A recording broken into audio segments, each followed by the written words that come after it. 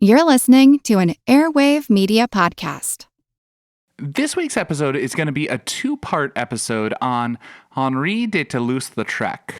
Toulouse-Lautrec was an early influence of mine, and I have loved so much of his work, I had a hard time narrowing the field. So in part one, we discussed a bit of Lautrec's background and one of his lithographs of Jane Avril. And then next week, I'm going to release part two, where we continue our discussion of Toulouse-Lautrec's work. Specifically, we focused on At the Moulin Rouge, and then we circled back a little bit more to that Jane Avril print. It was sort of an organic conversation discussing a couple of his works and his style more broadly. And we made some connections to some other contemporaneous works that were influential on Henri de Toulouse-Lautrec's artistic development.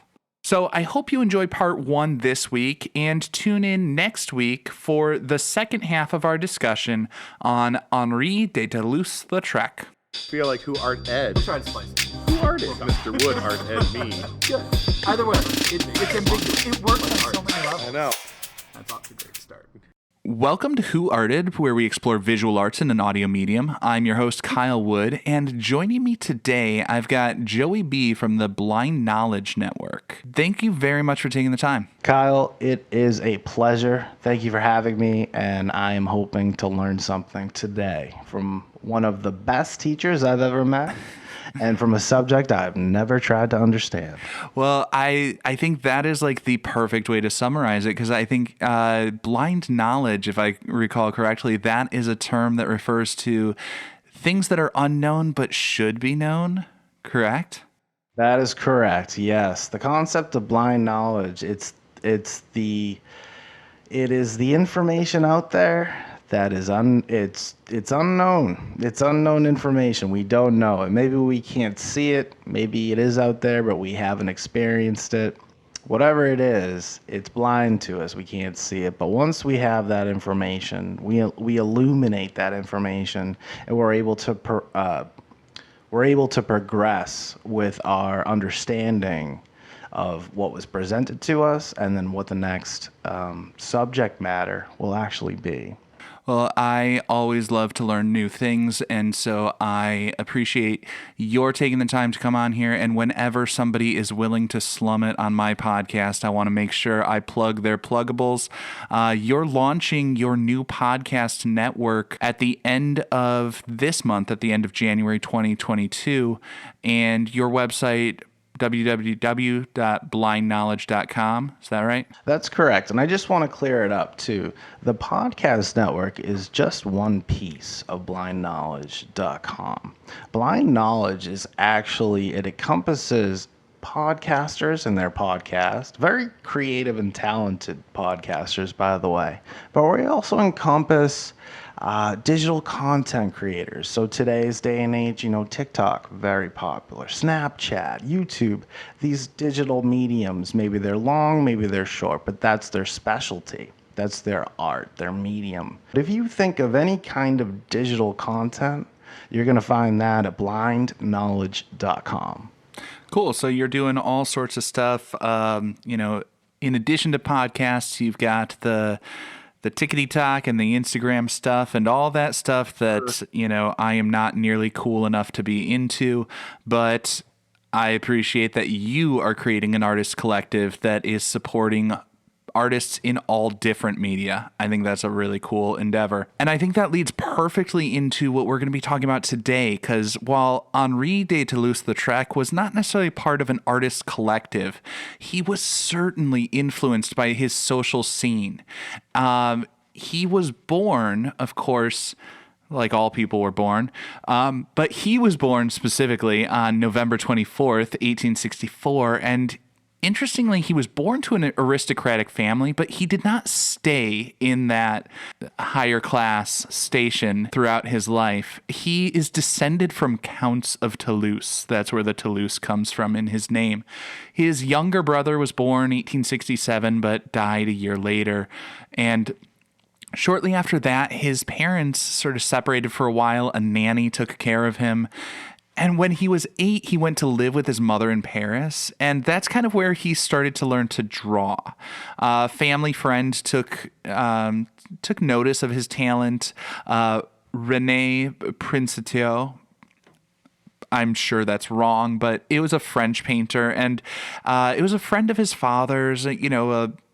Up there French painter who was known for his painting of horses specifically. Like, he was an animal painter, and he gave Lautrec some sort of informal lessons.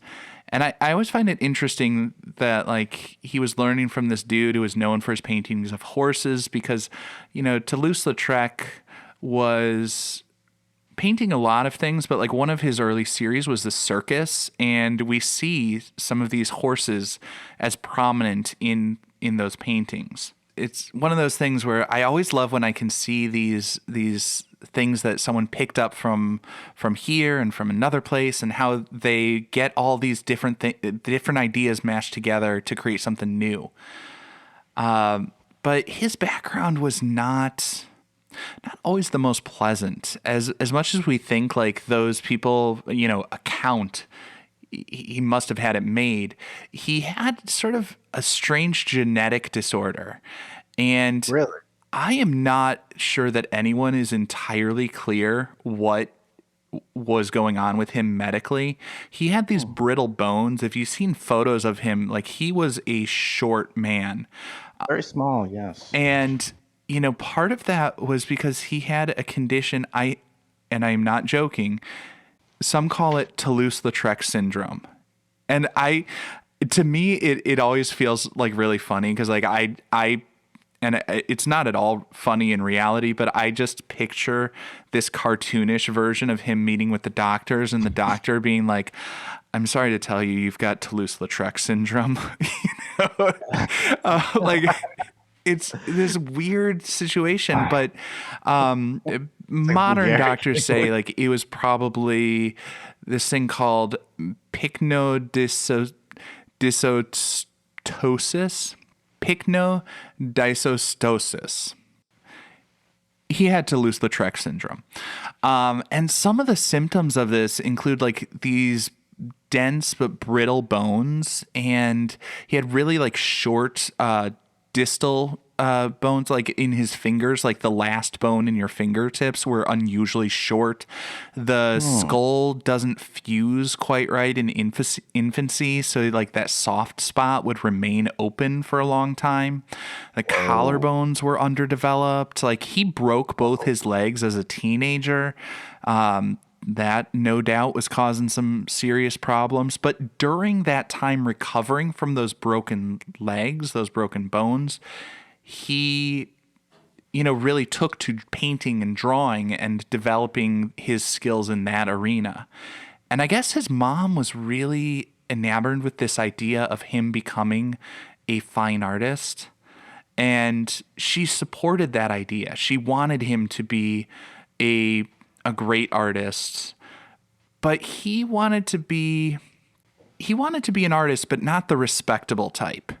He was really enamored with the bohemian scene in Montmartre. It's this place where, like, a lot of the classes would mix. That's where the famous Moulin Rouge was, although it wasn't quite so famous right from the opening. It was very popular early on because it was a place where people could come together and just party. And they would let their hair down, and, like, they were dancing. I mean, the can dance was invented there. They put a dance floor right next to the stage, so the patrons could dance along with the professionals. Like, just if the spirit moves them. I imagine on some level it was like a much classier version of like a Fish concert, Okay. And to go with that kind of surreal vibe, in my mind, they had an elephant in the garden. An elephant? A real elephant? A real elephant. My goodness. Yes. My goodness. Wow. It's interesting things happen in a Parisian nightclub where they're serving absinthe, I mean... Yeah. Yeah.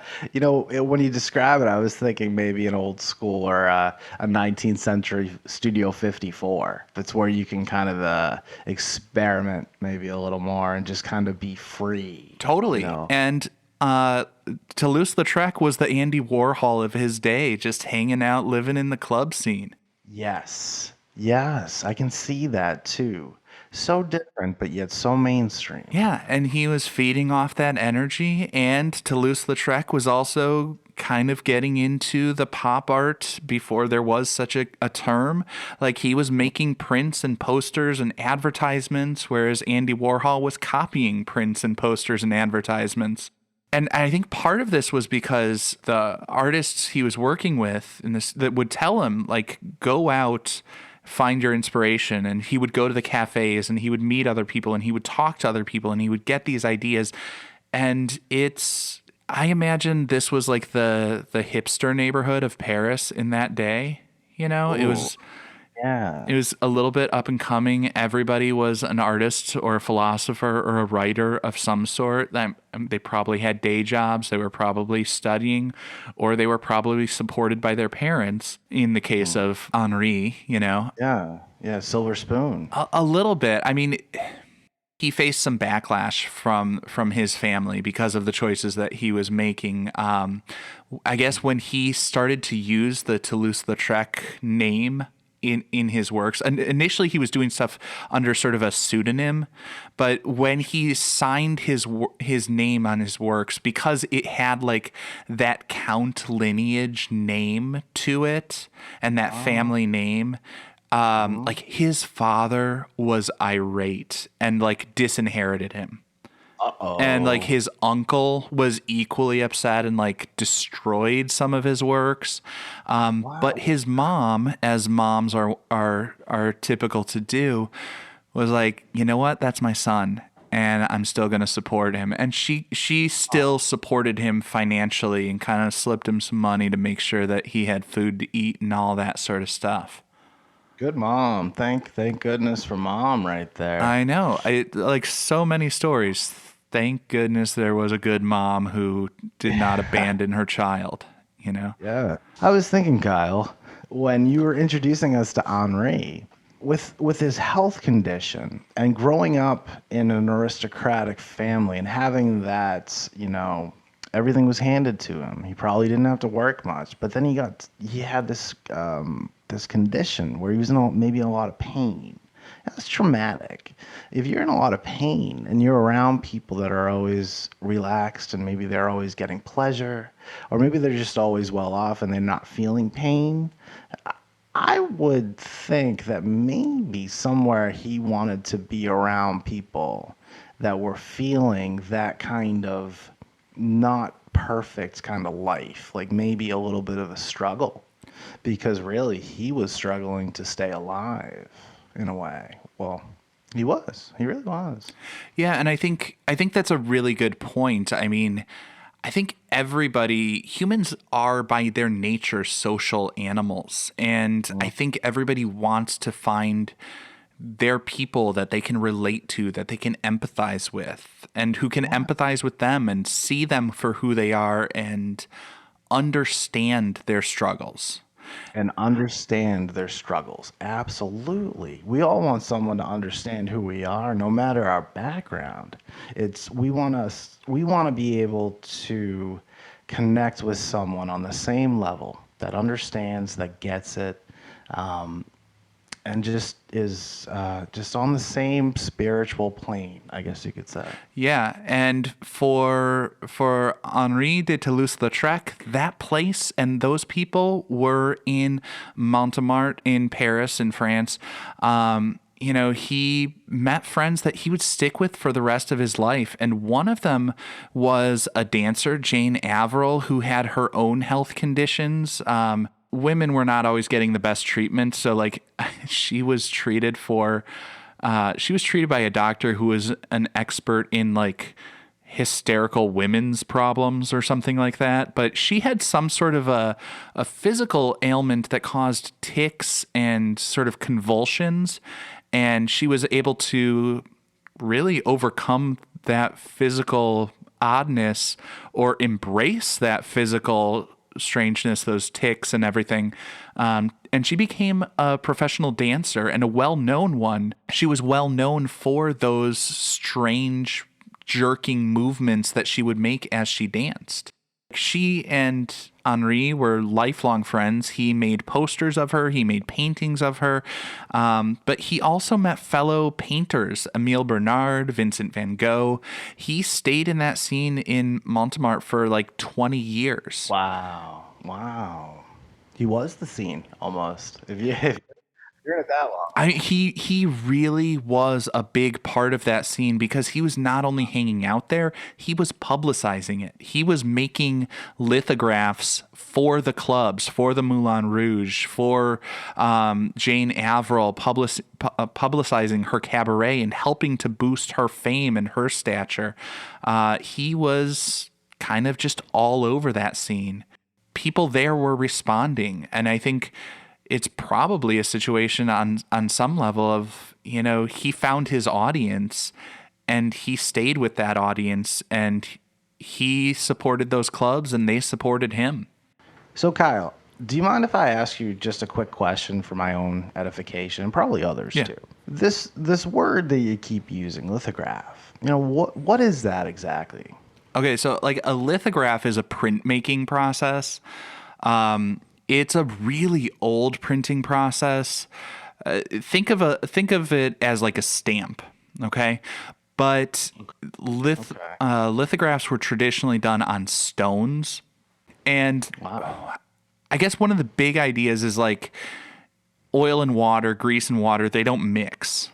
So you draw the design with something sort of greasy, so that like the water soluble inks will be repelled in those areas. It's kind of like getting the image on there. So like the ink only goes into certain areas on the stone, and you can make lots and lots of copies of it with pretty good detail that way.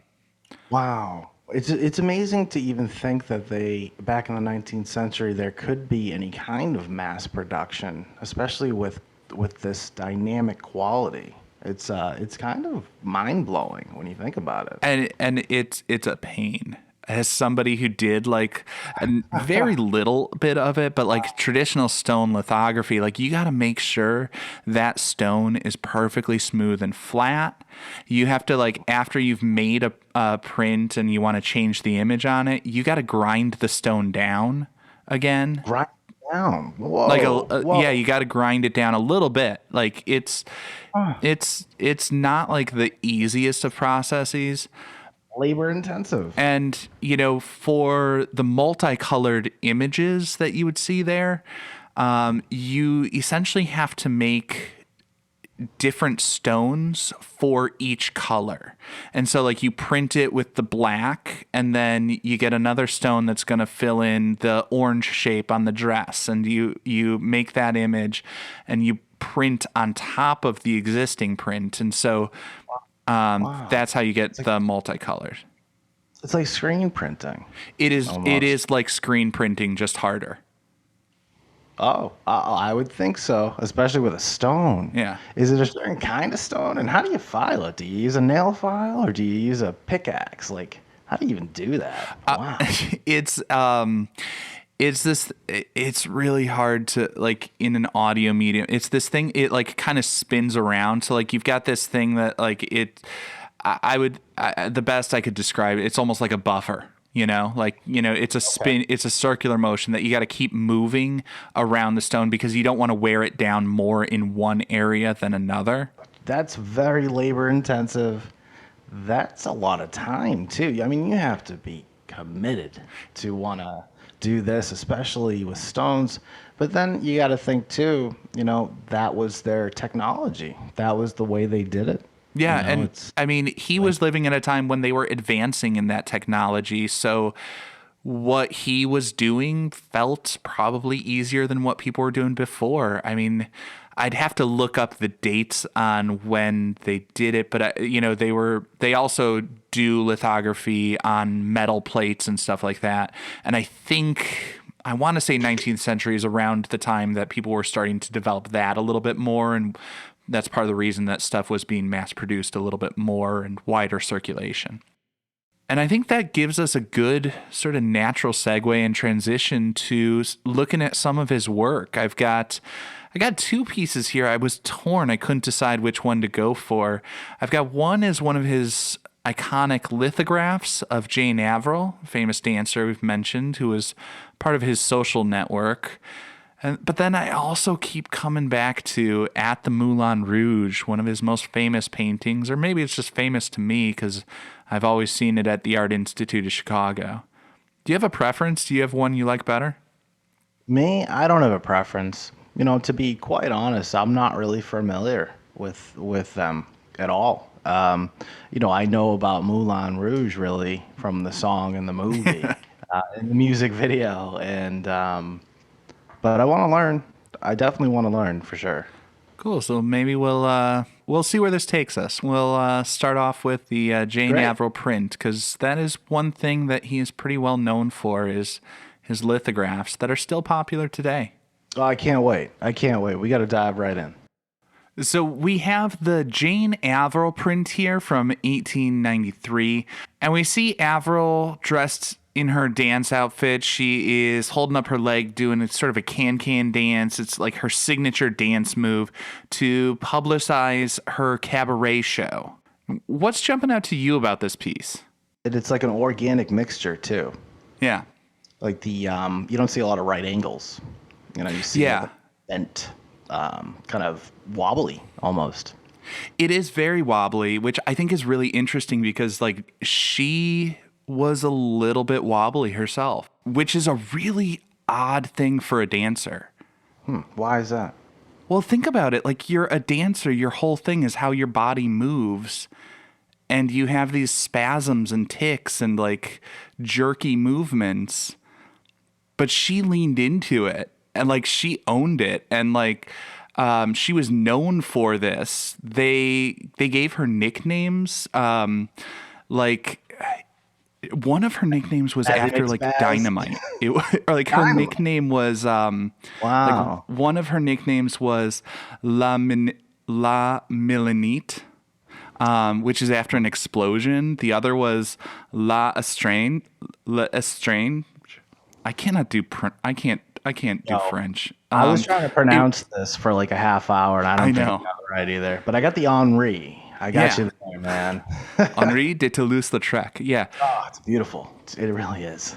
But like her name was the strange one, the French term for the strange one, La Strange.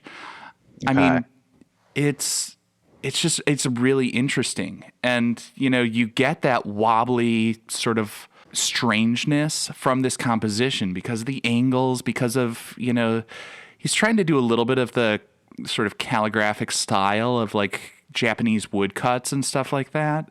But it's a really unique thing. And it was really popular, but like I saw one of the critics said that, thousands of these posters go up like overnight and people loved it, but it kind of made them uncomfortable at the same time.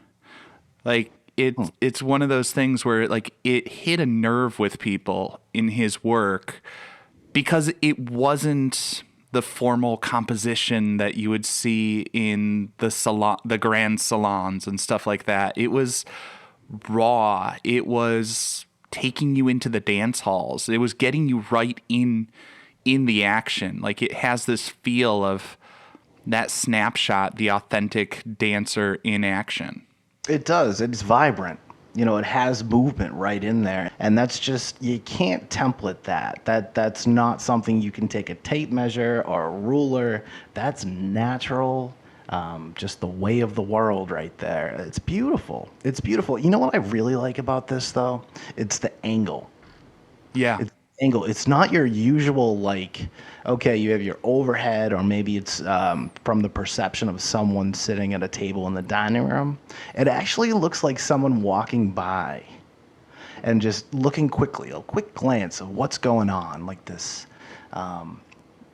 Just the scene. Absolutely. And the the angles I think that's a really good observation of like these angles that create that sense of movement, because like for the artist's cheat sheet, the angled lines do help to create a sense of action within a composition, but also the fact that, as you said, she's the bright colored focal point. It's like there's a spotlight on her because the musician that we can only see part of, we see like the hand on the bass, that's in shadow. That's like, that's cool. A silhouette that's darkened because it's, in the pit off stage. And I love that connection to like, it feels like you're just walking by the stage. And I think that's probably kind of true to Lautrec's experience at that time. And this is where we're going to wrap up part 1 of our discussion on Toulouse-Lautrec, and tune in next week for another episode of Who Arted, as well as remember Wednesday we've got a new episode of the Art Smart podcast, the new spin-off podcast focusing on the elements of art and principles of design. Please do me a favor, follow and rate it on your favorite podcast app. And just in case you're not sick of hearing from me yet, I've got a new Fun Fact mini episode coming up this Friday as well. This concludes this week's episode of Who Arted. If you found this tolerable, please like and subscribe on Apple Podcasts, Spotify, or wherever you're listening. You can find images of the work being discussed this week and every week in the show notes, on Twitter at WoodArtEd, and on the website whoartedpodcast.com. Podcast done.